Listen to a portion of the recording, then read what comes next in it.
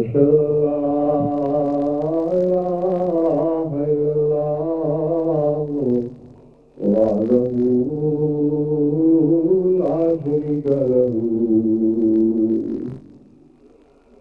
وأشهد أن محمدا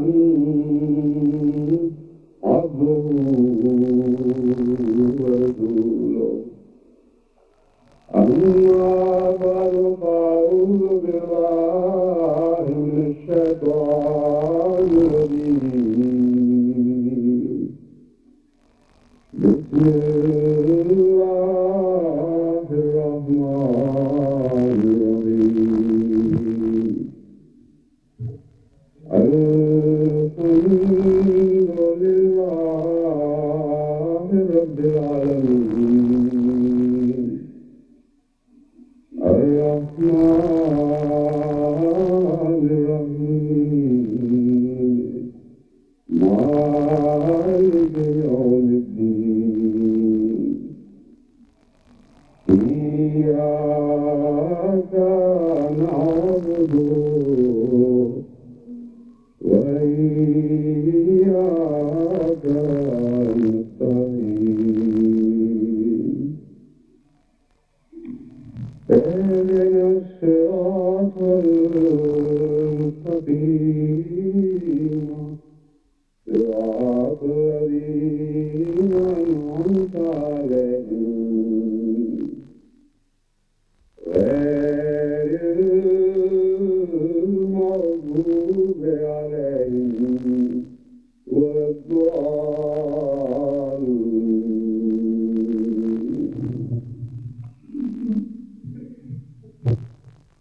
Though not accustomed to addressing such gatherings in English, for the sake of those natives and some of the visitors from abroad who cannot understand Urdu, I have elected this day to address you in English. Also I have in mind those children who were born of Pakistani parents, but unfortunately they have chosen to remain ignorant of their mother tongue. To that extent at least, that they cannot follow all the speeches delivered in Urdu. And again, more unfortunately so, they sometimes take pride in this, while with the effect of which one should be ashamed. There is no pride in not knowing anything, be it Urdu or any other language, but it's a question of shame if one does not learn his own mother tongue. It's a case of a complex, we call it inferiority complex. So everything are expected to rise above these things. Their pride lies elsewhere, not in such small things. So I hope in future the local community will take care of it, that all boys and girls born of Pakistani parents are made to learn Urdu properly and well. In addition to ordinary knowledge of Urdu, they should be given a background knowledge of Urdu literature as well.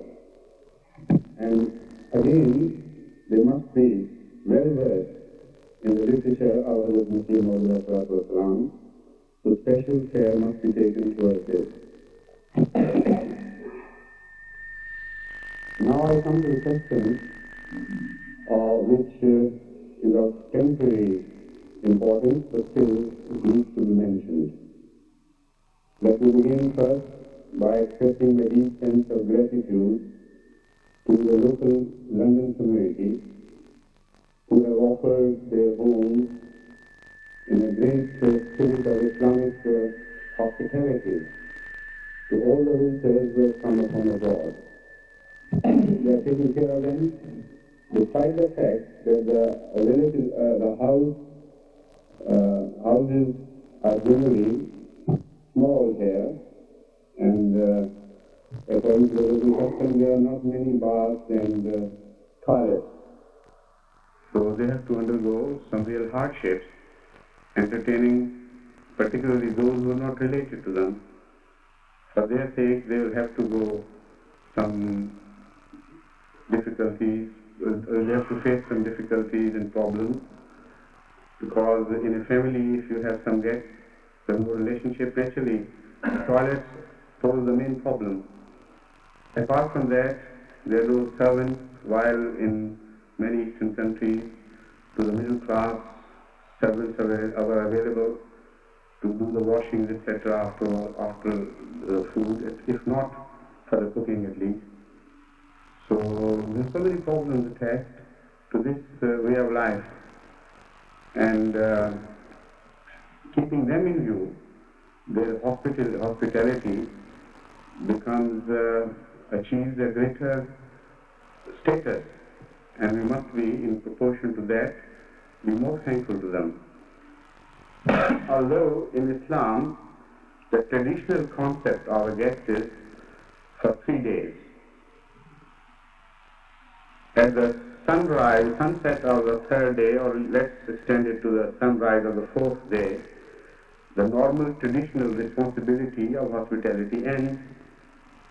But in the case of London Jamaat, it is extended to sometimes 2 weeks, because people who come from Pakistan or some other foreign countries, they think that their money they have spent on fares is not well paid, not paid back if they return after a few days. So naturally, because of that and because of their desire to see England, they have to extend their visit, with the result that sometimes 3 days get extended to 3 weeks. And still, the local people cope with that. And sometimes weeks get extended into months. And instead of the sunrise of the 4th day, new moon of the 4th month still finds the guests well entrenched in their houses. And yet, as I've told you, and I feel, they show immense patience with them. And they show immense kindness. And suffer a lot at their hands, yet don't utter a word of complaint.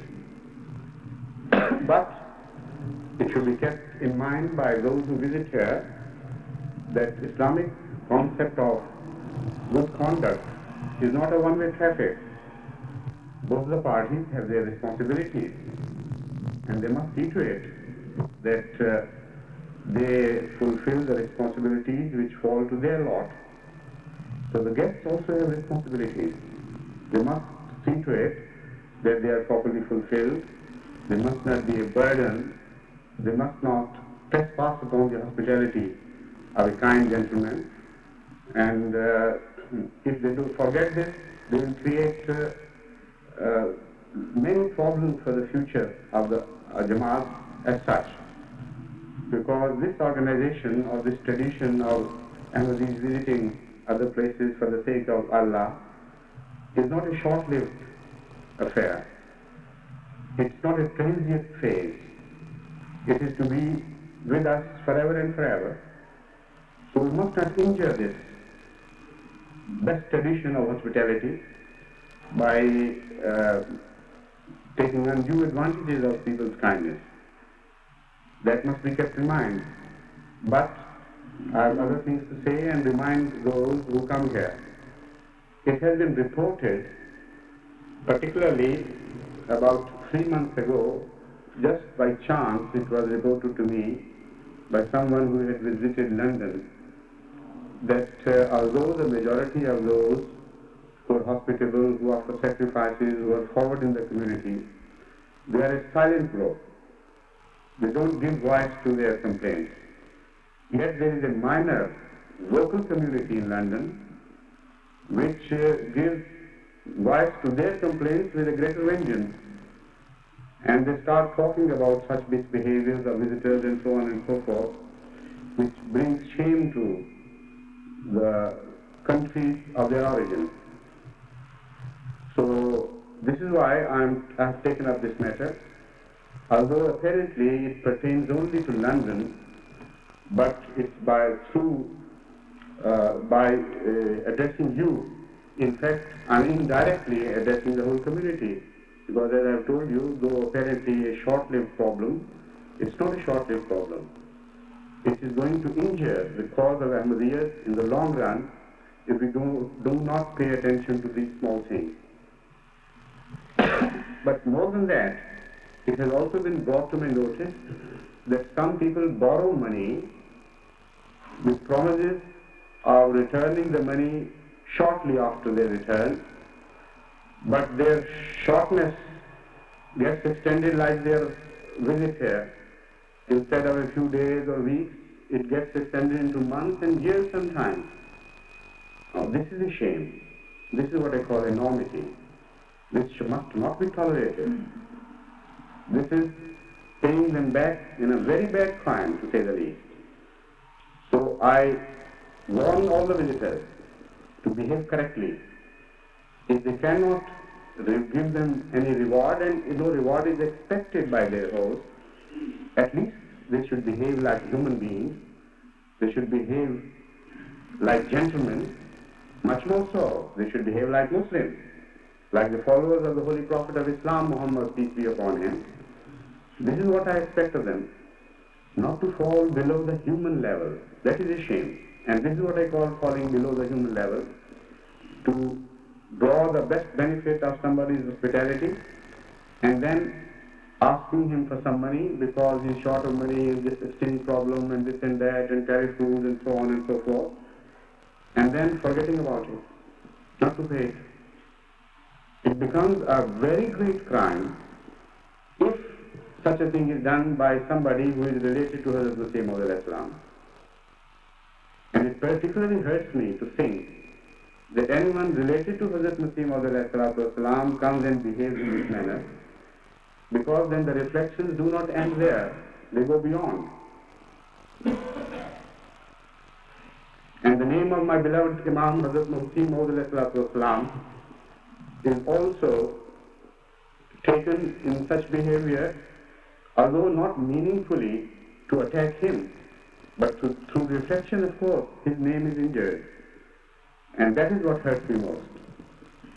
So particularly I warn those belonging to Hazrat Masih Maud alayhi salam's family to behave properly, to not only to behave properly with equity and justice, but also realize their status. The flow of beneficence is expected to be from their direction to others' direction, not the vice versa. This is where their honor lies.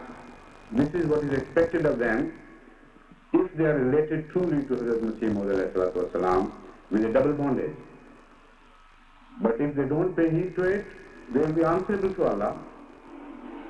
And I inform you, all of you, not to extend any, out of kindness, not to grant to their demands from now on except by the permission of your Amir. I am doing it because I know that in the past some misbehavior has brought bad name to the family and to late Hazrat Khalifatul Masih Salih. And such incidents so deeply hurt me because they hurt the name of Masih Maud alayhi salam that I simply cannot tolerate it. So I bind you not to give any loan to any bumper, particularly belonging to Masih Maud alayhi salam, his family, without prior permission of the Imam Sheikh Mubarak Messiah.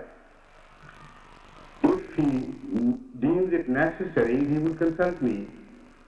Otherwise, it will be his responsibility. He will be answerable before me if any mishap then follows. You perhaps think that it is a small affair. It is not a small affair.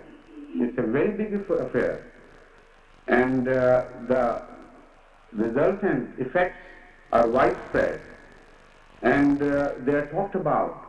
And they injure not only the name of Hazrat Masih Maud alayhi salam unduly, but it injures the standard of devoutness of each Ahmadi who comes across such things.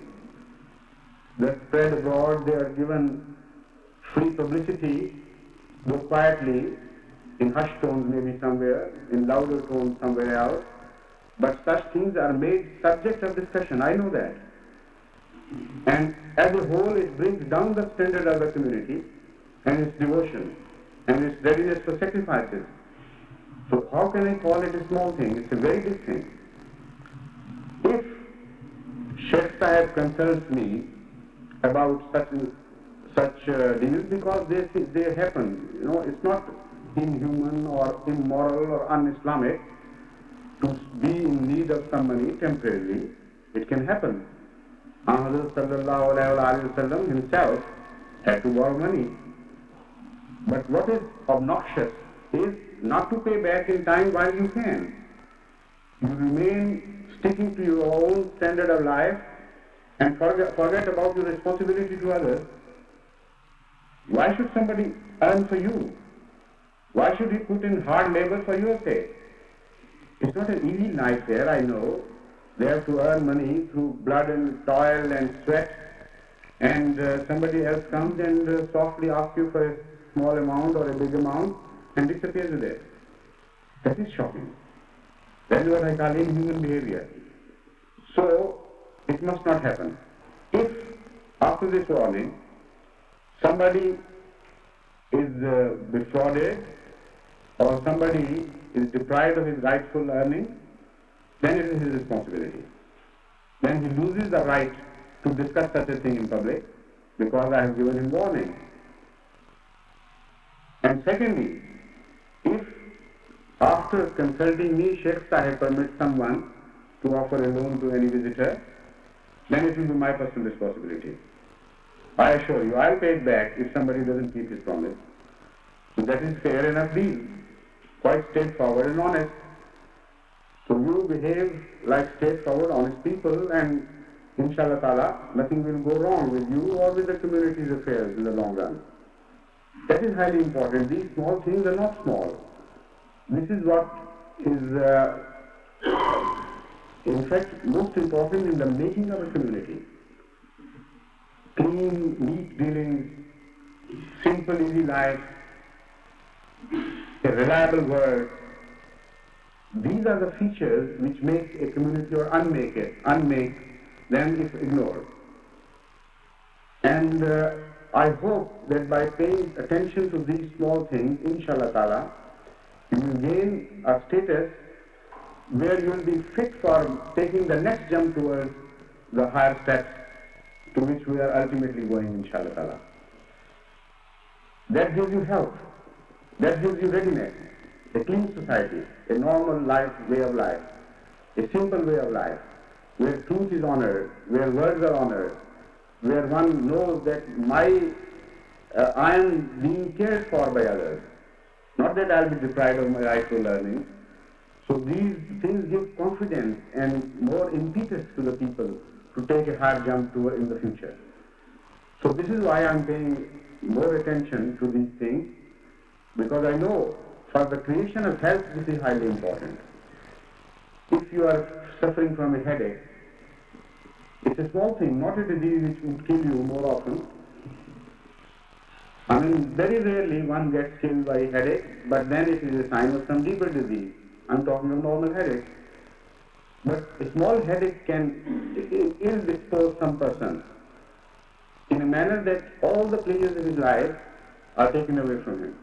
He can't enjoy his food, he can't enjoy his company, he can't enjoy to anything which ordinarily he would enjoy so much. So this is what ill health is. It takes the desire from you to go forward and lead a normal life. So if communities suffer from ill health, however small the disease be, these diseases must be cured, because ultimately such diseased people cannot travel towards their goal with as robust and healthy a step as they should normally. May Allah bless you all. May Allah remind those who are coming here to fulfill their responsibilities, and may Allah give them strength to fulfill their responsibility. It is far better to lead a life of simplicity, being deprived of such pleasures of shopping and luxurious things as is available to many others.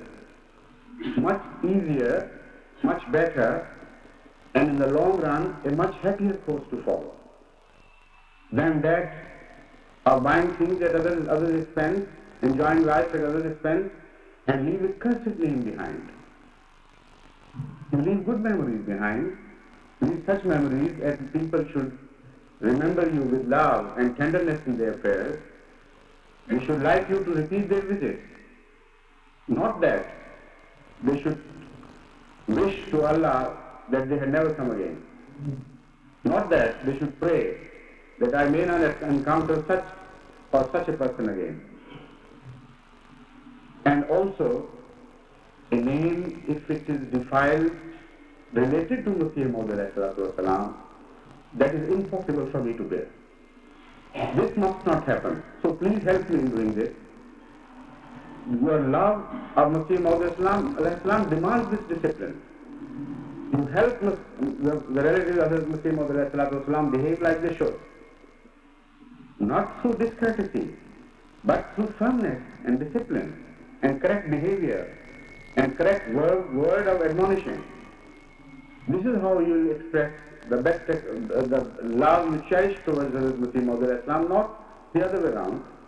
So may Allah help us discharge our duty, and may Allah reward you, all the Ahmadis of London, who undergo such hardships for the sake of each only because they are brothers in Islam, they are followers of Masih Maud, and out of your love for Ahmadiyyat, you are undergoing all this trouble. May Allah bless you and may Allah reward you. As-salamu alaykum.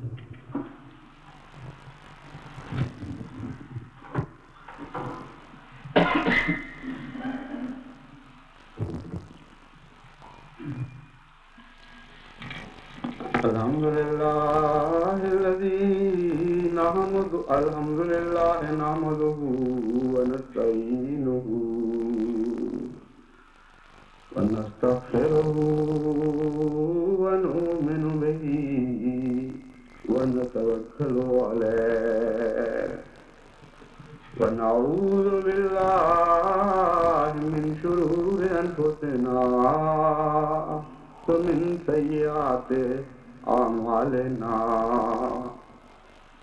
ومن يهده الله فلا مضل له ومن يضلله فلا هادي له ونشهد أن لا إله إلا الله وحده لا شريك له